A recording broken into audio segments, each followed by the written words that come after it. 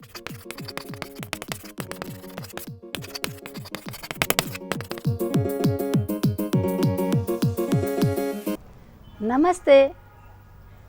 तो आज आपने ही किसी ने लिखा है मुझे कि पर्वत प्रदेश में पावस ऋतु, इस कविता को मैम समझा दीजिए। तो ये पंत की इस कविता पर आज मैं अपने व्याख्या प्रस्तुत करूं। तो पंत के बारे में थोड़ा सा जानना ज़रूरी है कि 1900 में जन्म हुआ, अल्मोड़ा कौसानी में, पर्वतीय प्रदेश में ही, और प्रकृति के मनोरम रूप से सर्वप्रथम प्रभावित हुए। बाद में गांधीवादी विचारों से प्रभावित हुए तो गांधी दर्शन दिखता है, और अंत में जाके इनकी रचनाओं पर अरविंद दर्शन का प्रभाव भी स्पष्ट नज़र आता है। 7 वर्ष की अवस्था में इन्होंने अपनी पहली कविता लिखी थी, और 15 वर्ष की अवस्था से तो स्थापित कवियों जैसा इन्होंने रचना लेखन शुरू कर दिया था।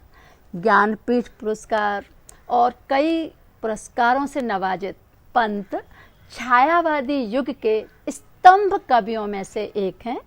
और चूंकि प्राकृतिक प्रदेश में रहने वाले हैं, इसलिए सबसे पहले इनकी लेखनी का हिस्सा प्रकृति ही बनी।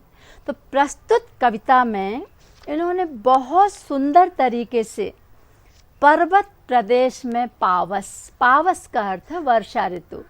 वर्षा ऋतु तो यूं भी आपने अपने प्रदेश में देखी होगी या कहीं और भी देखी होगी, किस तरह हमें लुभावनी लगती है, सुंदर लगती है। लेकिन पर्वतीय प्रदेश में तो इसकी सुंदरता 1000 गुना बढ़ जाती है। और कवि ने कैसे इसे चितेरा कि जैसे आप कक्षा में बैठे हैं, आप में से ऐसा कोई भी नहीं होगा जो कभी पर्वतीय प्रदेश में घूमने के लिए नहीं गया हो, हिल स्टेशन पर, और उसने वहाँ के मौसमों को बदलते हुए नहीं देखा हो। निश्चित ही देखा होगा। पर कवि ने इस तरीके से वर्षा ऋतु का वर्णन किया कि आपको कक्षा के अंदर ऐसे लगेगा जैसे बारिश ही होने लगी है, या आपके सामने वो रूप दिखाई देने लगेगा। और इसी में कवि की सफलता होती है कि वो जिस चीज़ का वर्णन करने जा रहा है उसका चित्रबिंब आपके समक्ष ऐसे प्रस्तुत हो जाए जैसे आप खुद ही पर्वतीय प्रदेश में पहुंच गए हों। तो ये पंत जी की सफलता है।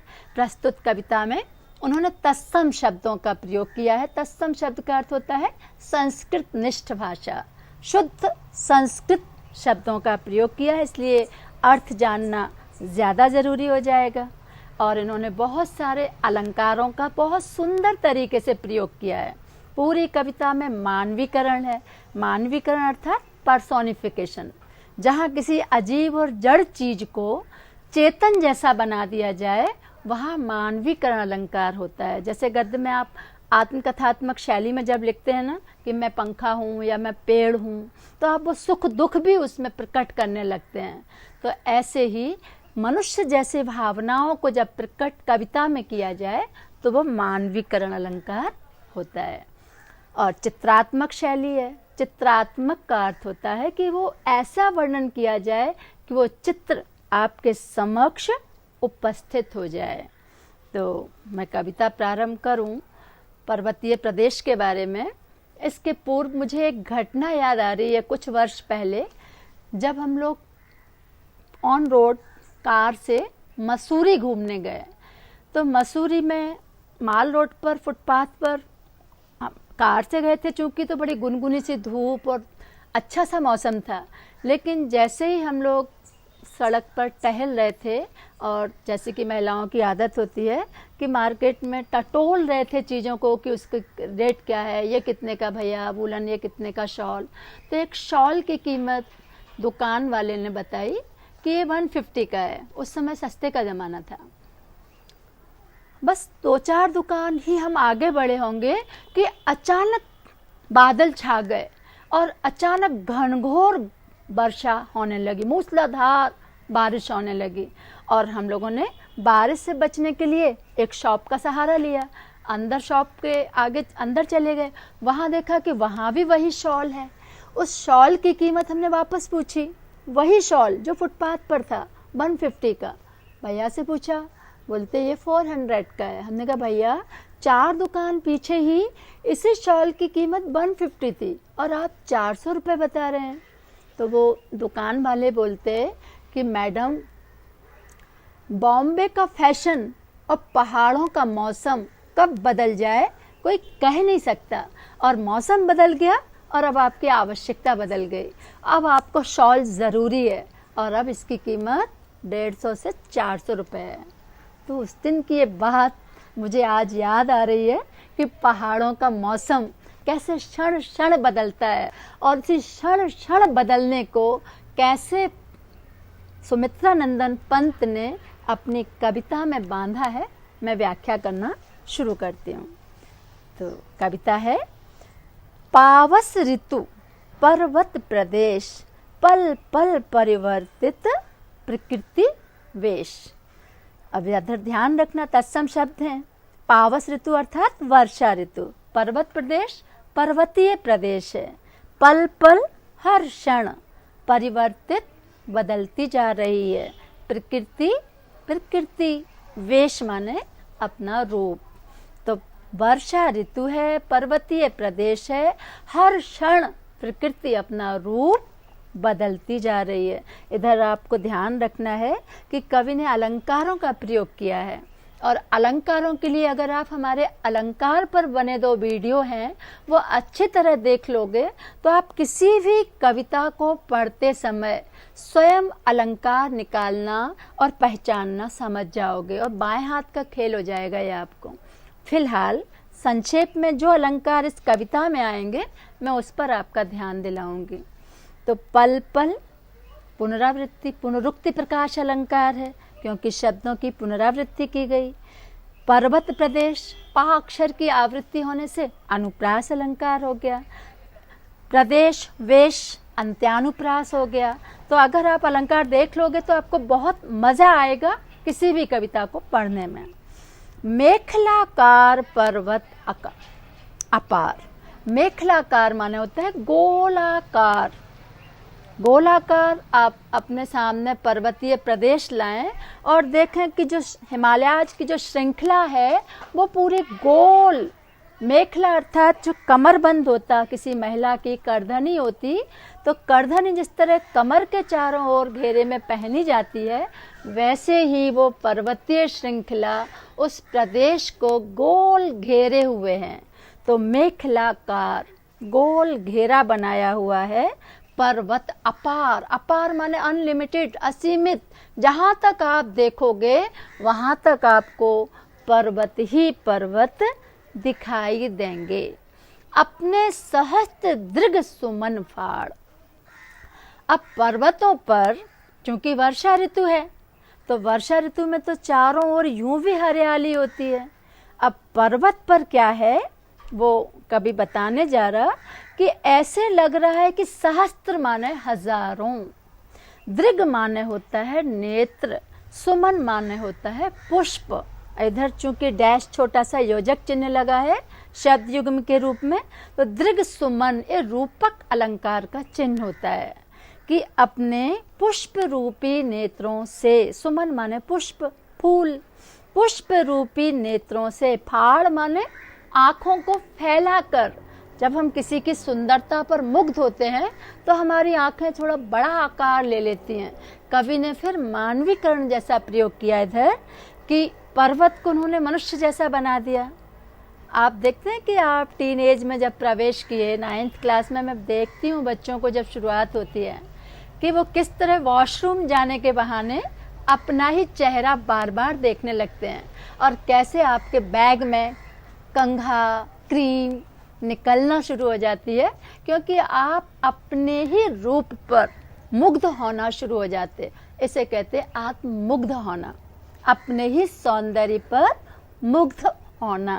तो इधर कवि उसी मनोविज्ञान का, उसी बात का सुंदर वर्णन कर रहा है कि जो पर्वत पर बहुत हजारों की मात्रा में जो पुष्प लगे हैं, फूलों से खिला हुआ है पूरा, तो ऐसा प्रतीत हो रहा, अवलोक रहा है, अवलोक माने देख रहा है, बार बार माने बार बार। नीचे जल में निज महाकार, पर्वत के नीचे जो विशाल तालाब बना हुआ है, उस तालाब में जल भरा हुआ है, उस जल में महा आकार, संधि है, महा प्लस आकार, अपने विशाल आकार को, अपने ही सौंदर्य को वो उस तालाब रूपी दर्पण में देख रहा है। अब इधर तालाब को दर्पण का रूप दिया गया, पुष्प रूपी नेत्रों से देख रहा है और तालाब रूपी दर्पण में देख रहा है। क्यों देख रहा है, किस में देख रहा है, तो क्लियर हो गया कि वो तालाब रूपी दर्पण में देख रहा है। कौन देख रहा है, पर्वत देख रहा है। किससे देख रहा है, पुष्प रूपी नेत्रों से देख रहा है। अब एक प्रश्न उठता है कि क्यों देख रहा है, मैं उत्तर दे चुकी हूँ। क्यों देख रहा है, क्योंकि वो अपने विशाल आकार पर स्वयं ही मुग्ध हो गया, सौंदर्य पर मुग्ध हो रहा है, इसलिए वो अपने ही रूप को तालाब रूपी दर्पण में देख रहा है। कितनी सुंदर कल्पना है। जिसके चरणों में पला ताल, दर्पण सा फैला है विशाल।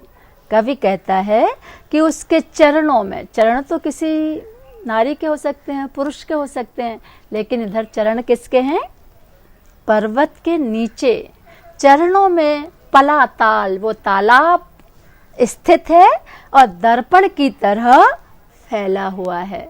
दर्पण सा यहाँ उपमा अलंकार है, जहाँ रूपक शब्द आए वहाँ रूपक अलंकार होगा और जहाँ सा या जैसा शब्द आए वहाँ उपमा अलंकार होगा। तो दर्पण के समान विशाल तालाब में पर्वत अपने विशाल आकार को देख रहा है। मानवीकरण हर जगह है। आगे चलते हैं। गिरि का गौरव गाकर झर झर। पर्वतीय प्रदेश में गिरि माने पर्वत, गौरव माने उसकी यशोगाथा, गाकर माने गाना, झर झर फिर शब्दों का दो बार प्रयोग। झर एक शब्द का अर्थ है झरना और दूसरे शब्द का अर्थ है झरकर, बहना। तो पर्वतीय प्रदेश है। अब आपको कवि आपकी नज़र वहाँ झरनों पर ले जा रहा है। अब जो झरने हैं वो झरने कैसे लग रहे हैं, मद में नस नस उत्तेजित कर जो झरने बह रहे हैं। कवि कहता है कि मन बहुत ऐसे लगता है तनाव कुंठा दूर हो गए। आपने भी कभी देखा हो भीड़ भाड़ बड़ी ज़िंदगी से जब हम उकताहट महसूस करते हैं तो हम पर्वतीय प्रदेश में शांति की तलाश में जाते हैं। और आप ये भी अनुभव किया होगा कि प्राकृतिक चीज़ें हमें शांति देती हैं, जबकि मनुष्य द्वारा बनाई हुई इमारतें हमारे अंदर अशांति कोलाहल पैदा करती हैं। तो शांति की तलाश जब हम पर्वतीय प्रदेश में होते हैं तो ऐसे लगता है कि नस नस उत्तेजित हो गई, अर्थात अंदर से हम आनंदित हो जाते हैं, उत्तेजना महसूस करते हैं, हमारे अंदर एक नई शक्ति का संचार हो जाता है। तो कवि कहता है झरनों की आवाज़ से हमारे अंदर एक नई ऊर्जा का संचार हो गया। और जो झरनों का सफ़ेद कलर दिख रहा है, कवि की कल्पना देखें। मोती की लड़ियों से सुंदर झरते हैं झाग भरे निर्झर। मोती की लड़ियों से, जैसे किसी नायिका ने सफ़ेद रंग की मोतियों की लड़ वाली माला पहन रखी हो। कवि कहता है एक प्रकृति रूपी नायिका ने जो झरनों से पानी बह रहा है और उसकी रफ्तार बहुत तेज है और तेज होने से उसके ऊपर जो झाग आ गया है, उस झाग से कवि कल्पना करता है कि ऐसे लग रहा कि वो किसी नायिका की लड़ियों वाली मोतियों की माला हो। तो इधर भी लड़ियों से उपमा अलंकार, झरते हैं झाग, झा और झा की आवृत्ति होने से अनुप्रास अलंकार। तो इस तरह निर्झर, झरने झाग वाले बह रहे हैं, झर रहे हैं, पानी गिर रहा है और पानी की आवाज़ कैसी लगती है।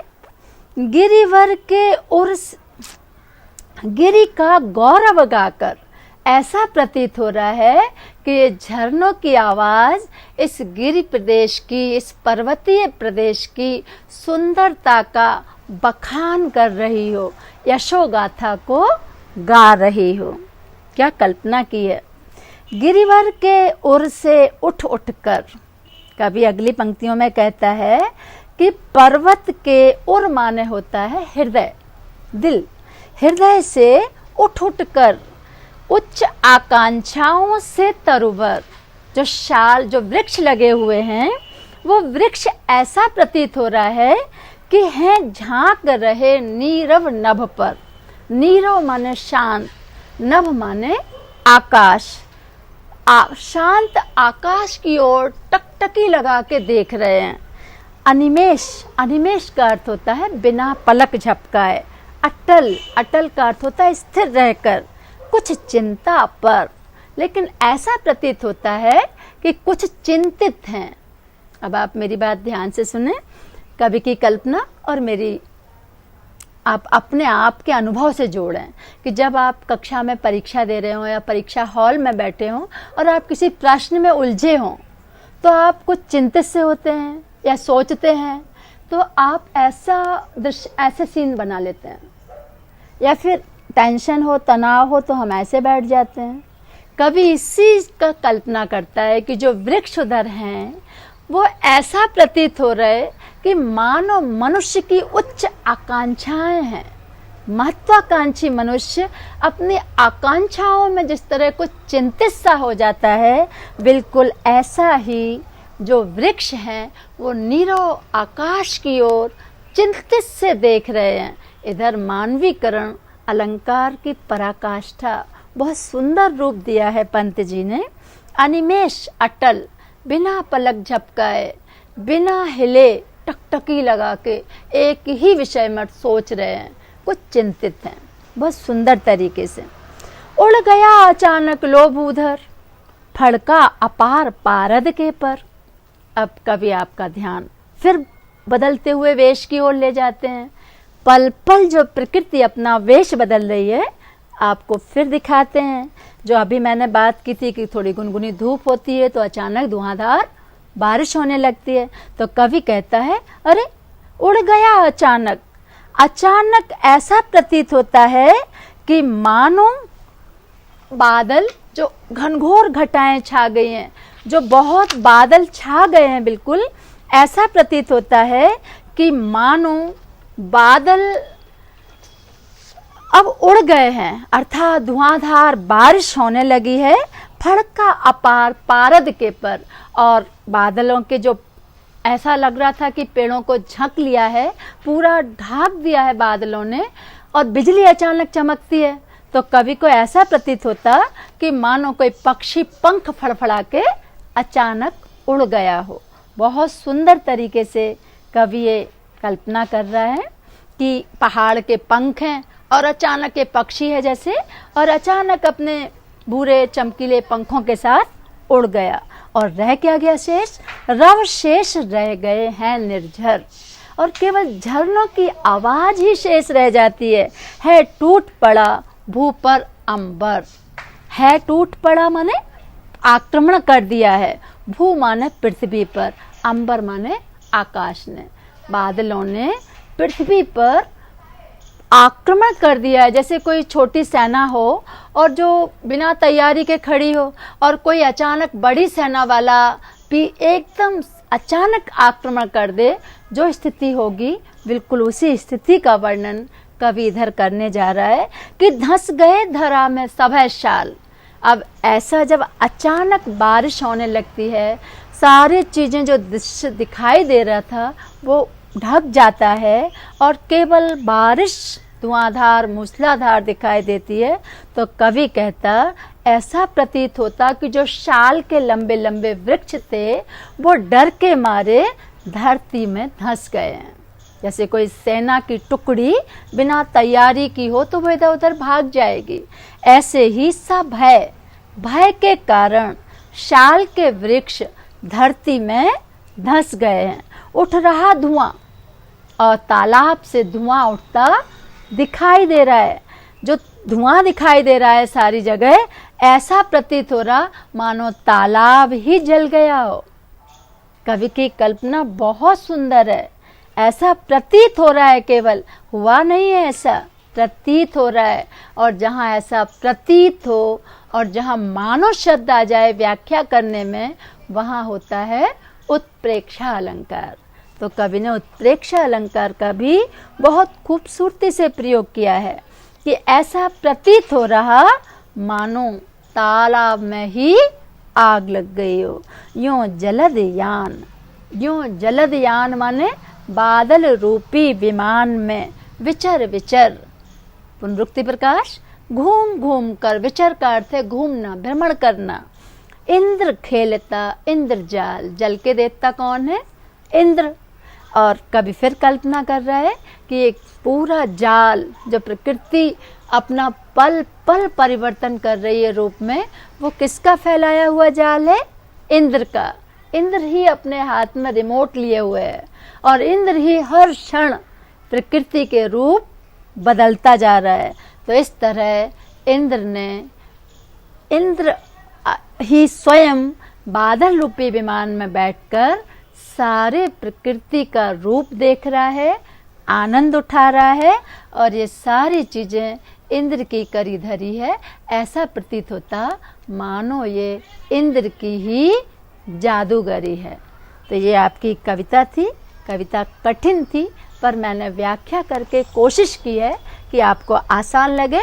बार बार वीडियो सुनोगे, निश्चित ही आपको पूरी कविता हृदयंगम हो जाएगी।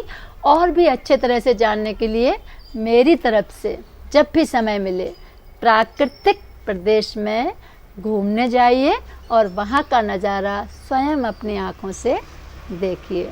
और अलंकारों के लिए वीडियो देखना मत भूलिए। लेकिन अगली कविता की व्याख्या के लिए आप हमारे चैनल को सब्सक्राइब कीजिए और वीडियो को लाइक कीजिए। धन्यवाद।